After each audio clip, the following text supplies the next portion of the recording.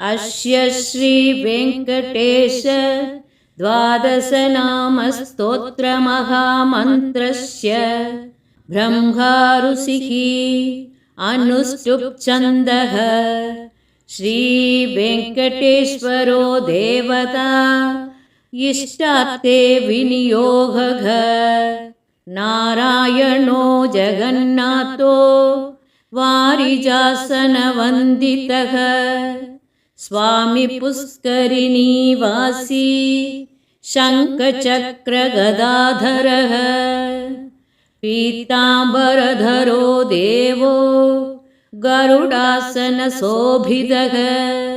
इन्द्रापदि गोविन्दचन्द्रसूर्यप्रभाकरः। विश्वात्मा विश्वलोकेशो जय श्रीवेङ्कटेश्वरः।